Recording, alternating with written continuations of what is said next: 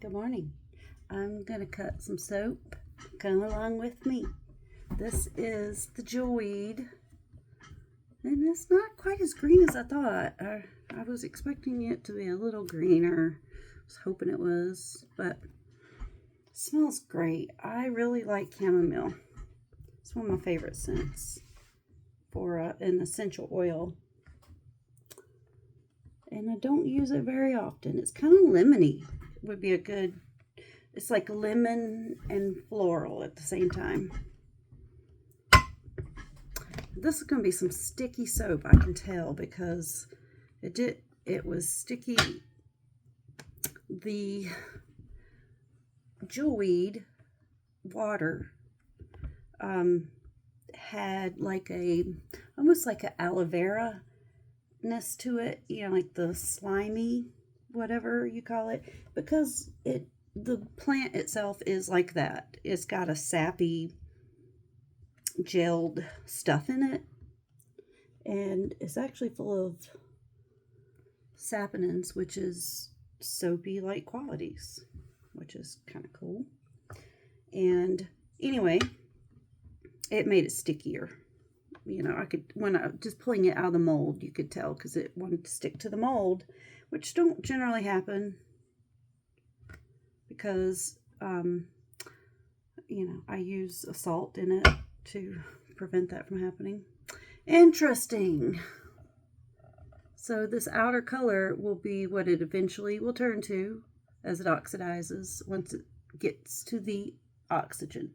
That's why it does this. Lots of soaps, you'll see this because this part's oxidized already, where the center has not. It's pretty. It is actually kind of green right now. I guess it'll be more brown like the outer colors, but yes, Jewelweed. This smells good. It's perfectly good natural soap and wonderful for skin irritations, especially things like poison oak and poison ivy. I'll get 9 bars out of this and samples. Now, Jesus soap, which has a lot of extra ingredients. This has crushed apricot seeds. It also has crushed dried orange peels. It also has Moroccan red clay, which gives it the color. It also has goat's milk.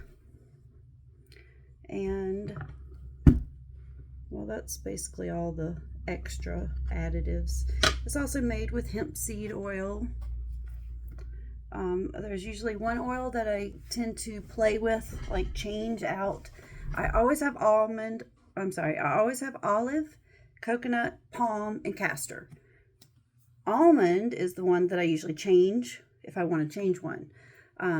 I'll do either almond, which is my traditional recipe, but I also do hemp seed oil, grapeseed oil, avocado oil, any of those I'll substitute for almond.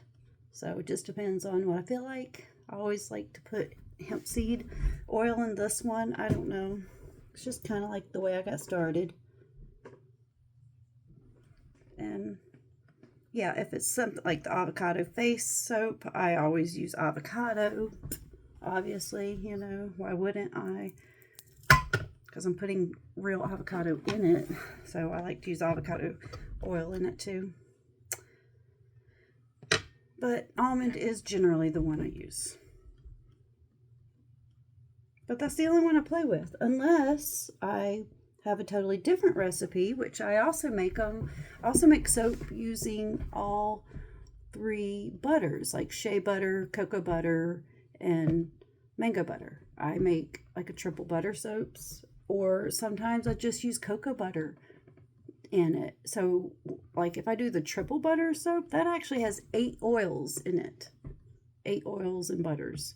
So the 5 regular plus 3 of the others.